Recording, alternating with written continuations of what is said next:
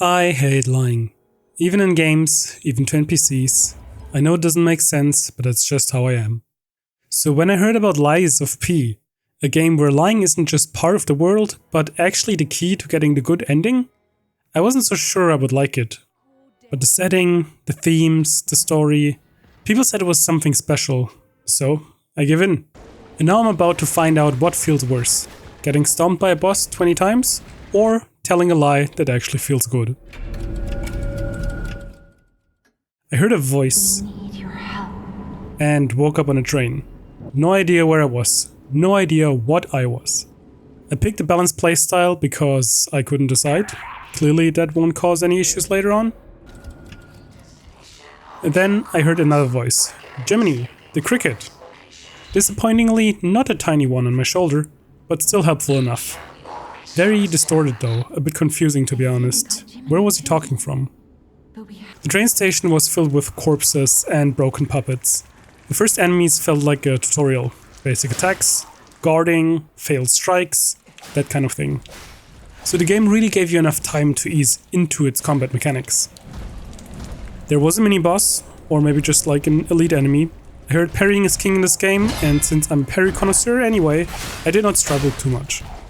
I made it out of the station, only to find more devastation. More dead people, more puppets. They roam the streets like zombies now. Some just decaying on the side of the street or in sleep, and others actually wandering the streets. At least I found my first stargazer. These are checkpoints, and Sophia spoke to me through it. She said time was running out, and I needed to reach Hotel Krat. I leveled up and moved on. She warned me about the parade master blocking the path, so I trained on some fight dummies, chatted with a vendor, bought some nice electro damage thingy that I did not end up using I think, and headed to the boss. Again, I heard guarding is good, and I went ahead and tried to block what I could. There was also weird sort of writing that I could not read for his subtitles, but if I'm a puppet, and he's a puppet too, shouldn't I be able to understand him? Well, no time to philosophize about that, he just blew off his head and things got serious. I continued to guard and eventually got him while staggered with a fatal attack. I had barely any HP left, but I beat him on first try. Yay. Then came my first real lie, the one that gets you into Hotel Krat. Not really a choice, since lying is the only way in. So, I mean, yeah, that wasn't so bad. After the lie, I got a strange message. Your gears are turning. Whatever that means. Lies of P has a real cool, old-timey intro that reminds you of movies of old.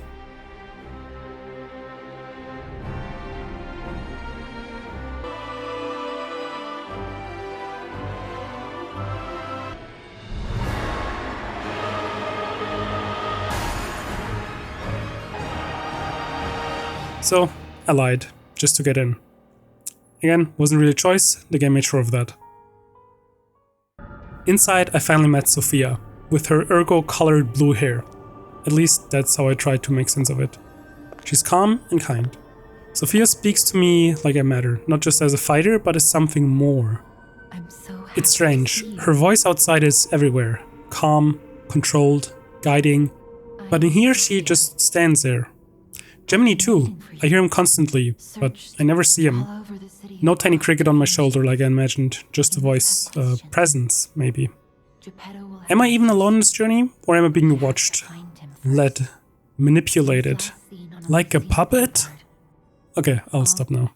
I met Lady Antonia too. She seemed ill. She's the owner of Hotel Krat and also very nice to me. I played the piano, poorly. And even the cat hated it, or probably more so me. Not the best start. I also met Polendina. He's the butler of Hotel Krat. He tells me about the 4 rules that govern puppets. To obey humans, to not harm them, protect and serve them, and the 4th one, obviously, puppets cannot lie. I'd already broken the last one. Not very puppet demure of me. Sophia told me to find Geppetto at Elysion Boulevard, so I headed out again. As I reached Elysion Boulevard, Gemini mentioned Sophia had woken him before, but he doesn't remember much. I started wondering, is Gemini a puppet too? Again, where even is he? I expected a small cricket beside me. Disney really set me up for disappointment here. I heard whispers, maybe from a window. And I also found 221B Baker Street. Nice little nod to Sherlock Holmes.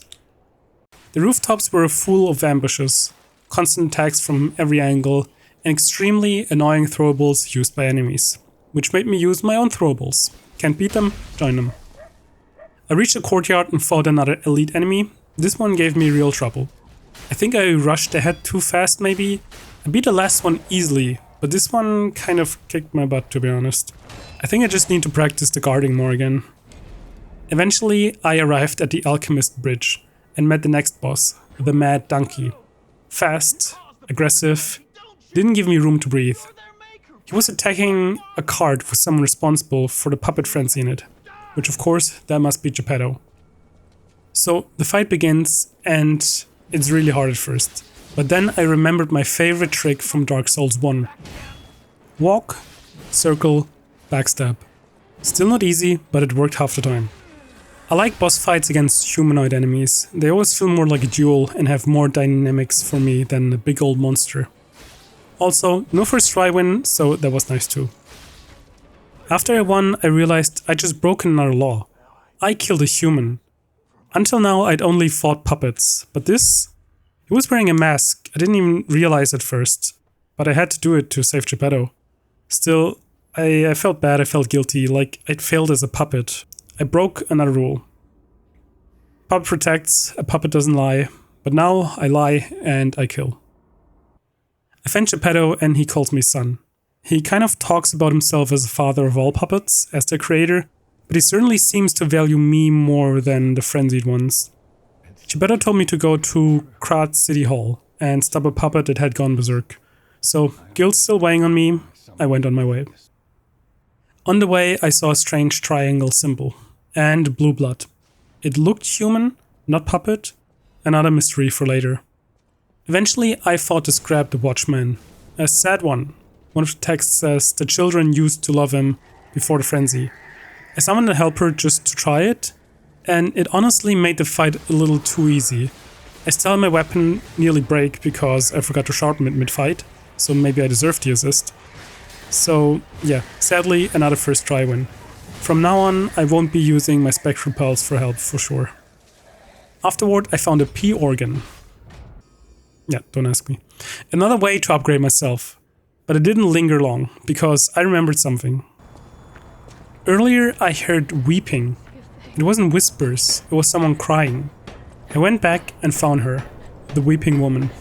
She asked me to find her baby, her little Elena. After searching, I found it, but it was only a doll. Gemini said maybe bring it to her anyway, so I did. She didn't seem to notice, or maybe she didn't want to notice. She asked me, "Don't you think my baby is adorable?" And I lied. She's a cute baby. She was happy in a sad way, like a relief, but also nearing the end. She gave me a record, it was called Feel. I played it at the hotel and just sat there. The music played, and for once, nothing tried to kill me. There was no fight, no lie, just something close to peace. And then another message appeared. Your springs are reacting. I don't know what's happening to me, but maybe this is what becoming human feels like. It's grief and kindness. Maybe lying doesn't make me less human, even though humans surely tell each other a lot that lying is bad. Maybe it's the only reason I'm becoming one. I thought that lying would make me feel bad, but telling her baby was beautiful was nice, even if it was bittersweet. So I started to wonder what kind of lies the game was still holding out for me.